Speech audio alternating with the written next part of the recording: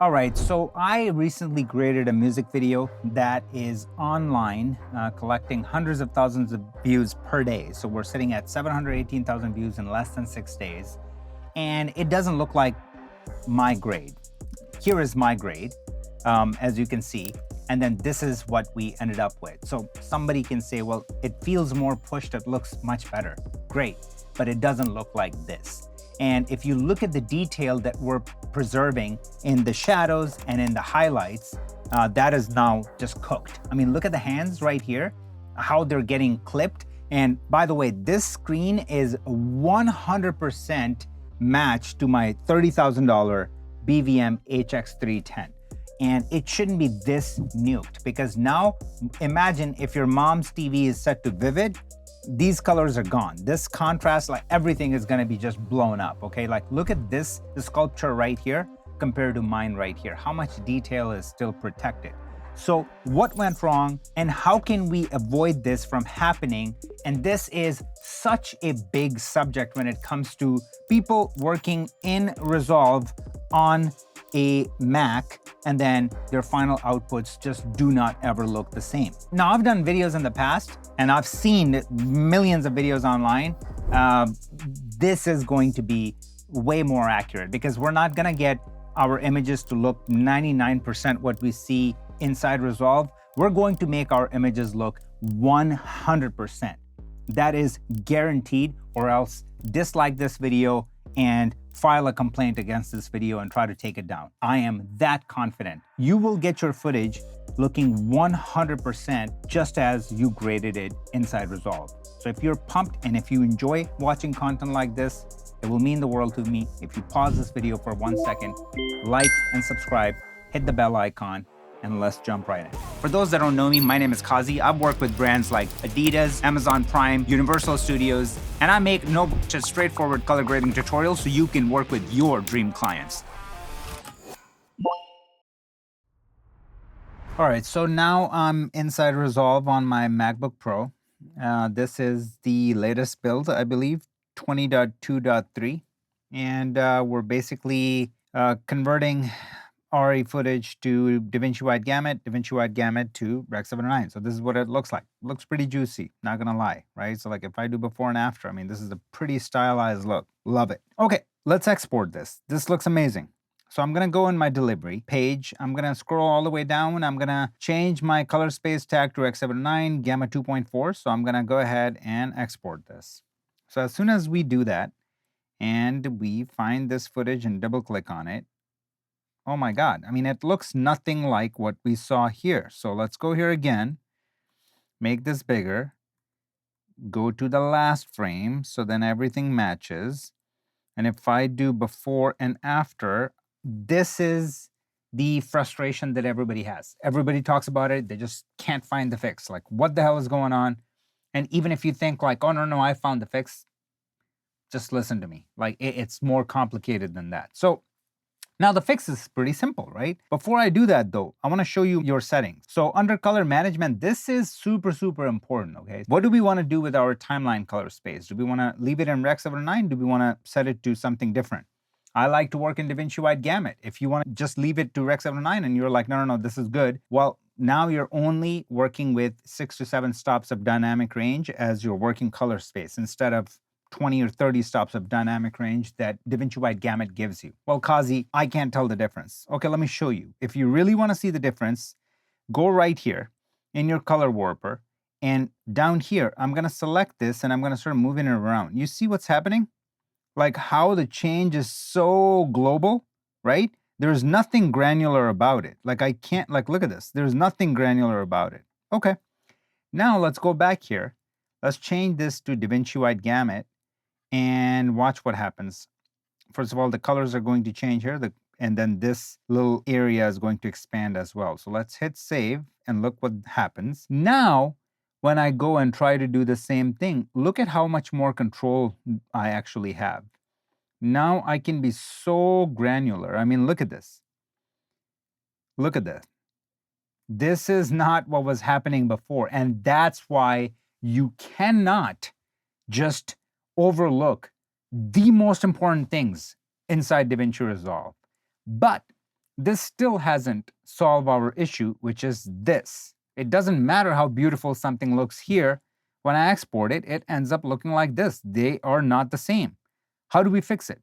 Pretty simple. We go right here, under Preferences, check on Use Mac Display Color Profiles for Viewer. You're probably like, I've seen 10,000 videos on it. What's new about it? Just wait and watch.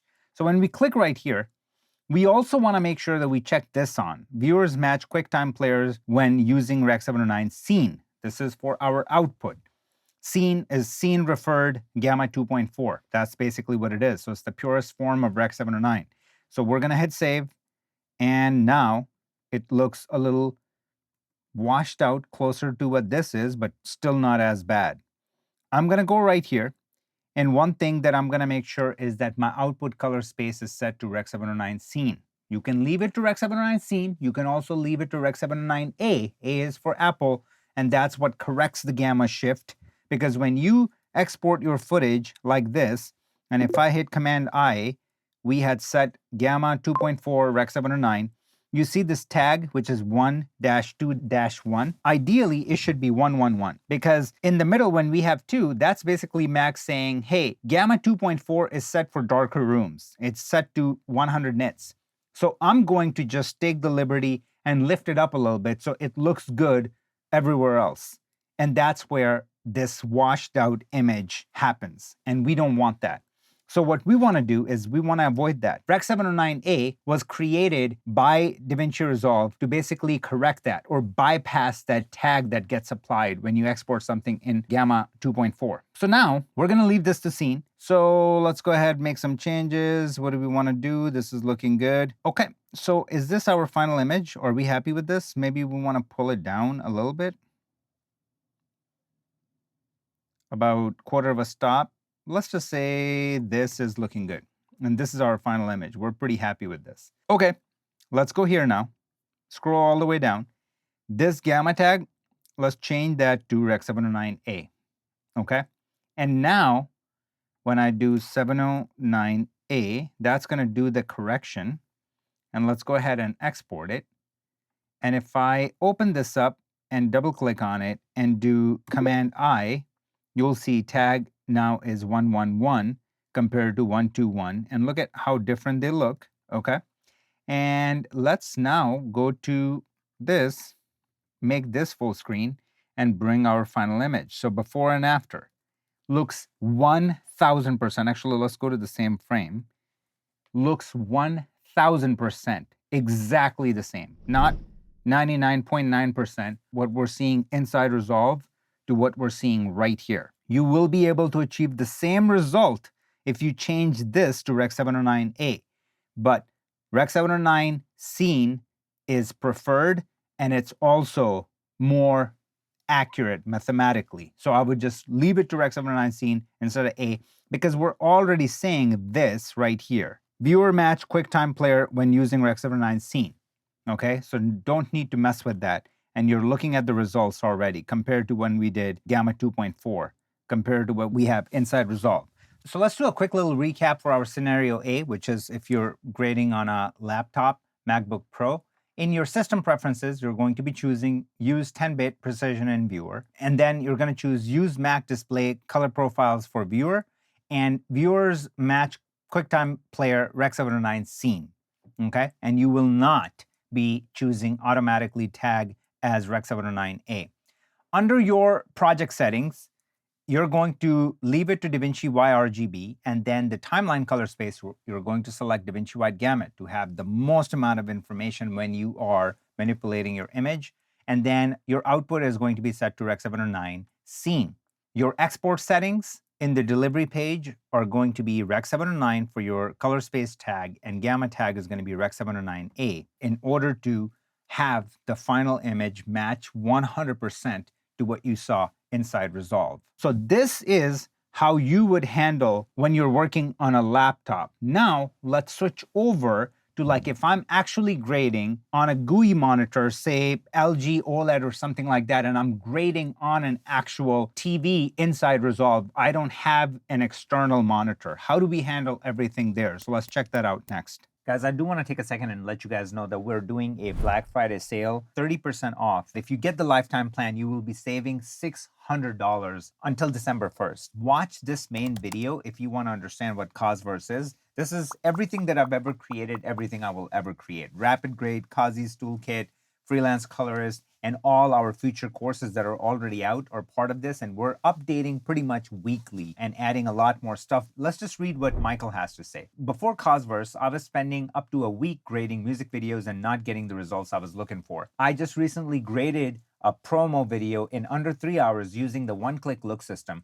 Total game changer. Using RapidGrade and being a part of Cosverse has helped me make my work more cinematic. The response so far from my clients has been extremely positive. Just do me a favor, go through the page. You don't have to make a purchase if you don't want to, but if you are going to do it, this is the best time to do it, 30% off. So check out the link in the description. Let's get back to the video. So what do we do here? Do we follow the same pattern as our laptop? No, we don't. Why? The answer is simple. Because we have control over picture settings outside of what Resolve is or what Mac is doing. So we can easily bypass Mac profile because this is a TV. It has its own set of like picture settings. All right. So what that means is pretty much everything is going to change. And let me just take you through what's really happening. So if we go under settings, we're gonna leave our timeline color space to DaVinci Wide Gamut. Already showed you why. Our output color space this time will not be scene. It will be Rec. 709 Gamma 2.4. So then we stay faithful to the picture settings that I'm about to show you on the TV that you have to set up. And that was rocket science because what I did is I matched it to my $30,000 professional Sony BBM HX310. This is the same screen that they use to grade Marvel movies. And it was calibrated by one of the guys that actually calibrate Warner Brothers displays. So this is as accurate as it can be. And I matched my OLED as close as possible because they're genuinely sitting next to each other. And I got it so close. And then I've been testing it all night. So these settings are end all be all, okay? And obviously I'm gonna give you access to all of that. By the way, there's a PDF that I put out that is super comprehensive, takes you through all different scenarios. If you wanna download it, link is gonna be in the description, okay? So all right, here we are. Let's go under Preferences in DaVinci Resolve and watch this. We're not selecting this. Why? Again, because this is not a Mac display. This is LG OLED. This is outside of a Mac display, so we do not need to do this. This is gonna look really weird when you do that, because if I check this on and look at this, this is completely different to what it should be because, okay, let's just say, for the example's sake, we do this, and let's try to just do a quick test. So let's export it, and we're gonna call it 2.4, and we're gonna set it to Gamma 2.4. And let's just go ahead and export this and see what this looks like. So I'm gonna throw that here. And let's pop this open. So I'm going to double click on it. It looks like this. And let's come here, pop this open. They don't look alike at all. Okay, so let's just get rid of this. If I do this to that, it's completely different. Okay, the contrast is totally different. Look at the background to look at the background.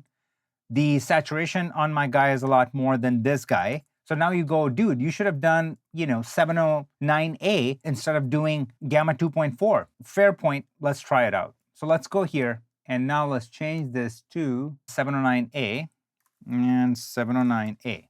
Okay. Let's throw that in there. Let's just throw it on there. So replace it, render it. And let's open the 709A.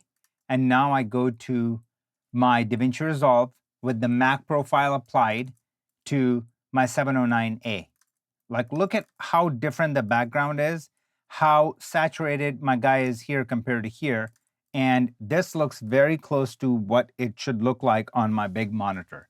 So the point is, you cannot check this. So as soon as I turn it off and I save and I come out of it, it looks like this. Now, if we go to our Rec. 709 and we do before and after, it looks exactly the same, 100%. I mean, look at the background, look at the background. Look at my guy, look at my guy. Look at this right here to look at this right here. This is not a 99.9% match. It's a 100% match. So let's go to the first frame. So now we know really, like, look at this, okay? This is not the same as what we did when we did a 2.4. Now look at gamma 2.4, 709A, and then what we see in Resolve. Looks exactly the same as here. But now let's move on to the most important part, which is the correct settings for your TV. So this is LG OLED. It's going to be very similar. I'm using C3. You could be using C6, C7, whatever, whatever the latest one is. It's going to be very similar. So you have to select a filmmaker mode, but let's just do something. I'm going to reset this and show you how different it's going to look to like what I have it set as. So let's actually just go ahead and do that. So if I reset this, watch everything, what's going to happen on the screen. And especially you're going to see the difference with this camera, probably not like, what I'm recording there. So if I reset everything and now come out of it and show you this, like look at how crazy different it looks. Again, you're going to be seeing that difference from this camera. It's night and day compared to what we had before. So what we have to do is a bunch of different things. Let's go back in there and I'm going to change the OLED brightness from 80 to 60. Very close to what I'm seeing there, okay? But let's just make some big changes here first so you can start seeing, like there's one thing that's going to bring everything together. Let's go under brightness. Let's go under so we're going to leave this to BT 1886, which is Rec 709 Gamma 2.4. It's the video range. Go in there, take it from auto and put it on full. 3, 2, 1, boom. That fixes majority of the issues that we were facing, okay? So let's come out of it. And now, do we need to do anything else in the brightness? No, we don't. This is already good. Let's go under color. This is a big one that we have to change because right now the colors are nuked. Hopefully you'll be able to see it if you're looking at the RGB at the bottom. We're gonna have to go to auto detect and bam, that fixes everything. And then one thing that I wanna do here under color depth, we're gonna bring that down to 45. Okay, actually 42. So that is 1-to-1. That is 1-to-1. White balance, we're going to leave it to warm 50. So that's going to have the white point where it's supposed to be. So I just want to make sure that now my settings are exactly what I have here. So let's go in Claude and let's just look at it. So prosumer TV. So I went from 80 to 60 OLED brightness. I left the black levels to 50. And then I left the gamma to BT 1886, and then we changed the video range from auto to full, color depth from 50 to 42, and color gamut from native to auto detect, okay? Now, this would be a lot easier if I was using one of like Asus or BenQ monitors. You can get one that is really color accurate around $1,000, and especially 1920, or maybe like, QHD, and just set them to Rec 709 picture preset, and you're there, you're set, okay? Especially with the rest of the settings that we changed in here. So again, this is going to stay like this, and again, the recap is right here. So our Resolve settings are going to be output, color space is going to be Rec 709 Gamma 2.4. Our final output is going to be Rec 709 and then Rec 709A for Apple. And these settings that I just showed you for your TV are exactly replica straight out of my BVM that is professionally calibrated. So that is our scenario number 2. Now let's move on to our scenario number 3, which is if you are using a professional monitor, this is the best option, period, okay? And basically, this is the cheapest option, because if I take you here, it is a $150 fix. Everybody should be doing this, 1 trillion %, okay? Again, $150 fix. You go to and just type in Blackmagic Ultra Studio 3G, okay? Type it in, one of these guys, 150 bucks, okay? And you want a monitor playback device, and it has HDMI. Now with that, you can pick up one of those, like I said, $800, $1,000 monitor from BenQ or Asus, and just get ProArt, one of those monitors. Use this And what that does is that it basically bypasses the Mac OS color sync completely. So this is the flow when you're using that $150 device. You are sending a clean feed from DaVinci Resolve through your Ultra Studio, and it's bypassing the Mac OS color sync through HDMI or SDI, whatever connection you're using, to your reference monitor. And again, the reference monitor doesn't need to be a $30,000 monitor. It could be just a $1,000 monitor. Set that to Rec 709 Gamma 2.4, and then inside Resolve, when you export, just make sure that you change the Gamma to 709A to compensate for what Mac does on the tail end. So now I'm looking at my professional monitor, I'm looking at this, it looks perfect, and that's what I mean. Ideally, if you want to use an option that doesn't cost $30,000, that still helps you not have to deal with any of these issues, is to actually get the $150 device, bypasses your Mac OS profile, send the feed straight to that monitor, set that to Rec 709, set everything here for the output to Rec 709 Gamma 2.4, and then in your delivery, the only thing that you have to change is change the Gamma tag to Rec 709A, so then when you play it in your QuickTime or on any Apple device, it is going to override that gamma shift that happens. So then your image can look exactly the same as we see right here. Let's go back to our first frame and do before and after. It looks 1-to-1, just a perfect match.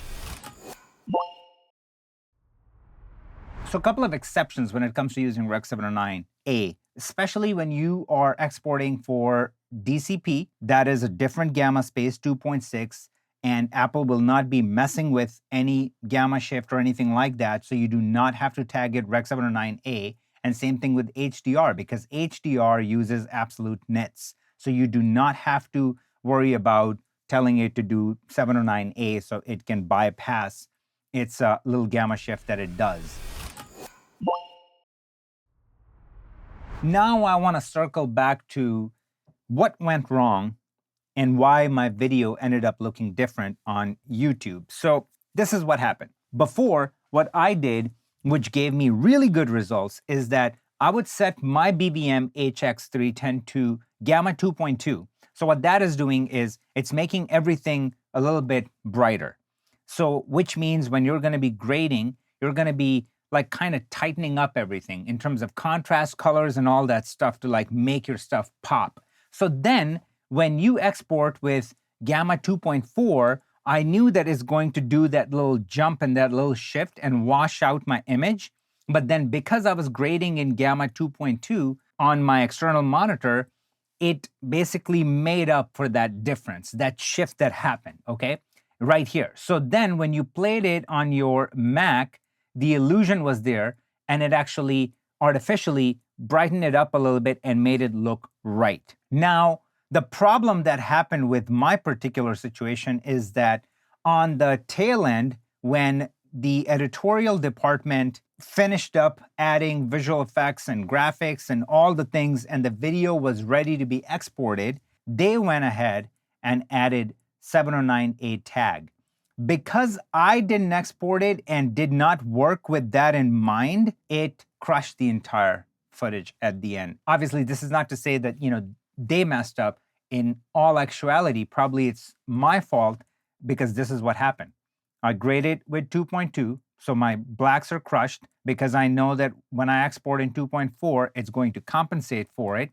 And then the client, without knowingly, re-exported after making all the changes and graphics and everything to Rec 709A, and then that's what removed the lift and exposed everything that looks a lot darker than it should have. So I want to kind of show you some of the legacy ways that I would use before that would work. And one, I just kind of took you through it, Gamma 2.4, which does that little lift. But if you work in Gamma 2.2, you will compensate for it, and then the final image will end up looking somewhat like where you wanted it to be. The other way is for web only, which is your gamma tag, you will change it to sRGB, and then that will output 1.13.1, and 13 will just get canceled, meaning Mac OS sees computer data, so it does not apply any color profile to it. So it leaves it as is. So then it looks very close to what you're seeing inside Resolve. So that's going to be similar to 709, but the problem is that this is, again, intended for web only. So our latest and the greatest way to do this is Rec 709A, A for Apple, is specifically made for it. So this is basically applying no lift, no color manipulation. It's leaving it as is, what you're seeing inside Resolve. So as long as your display settings are proper inside Resolve, you can trust your screen and end up getting exactly the same image as you graded.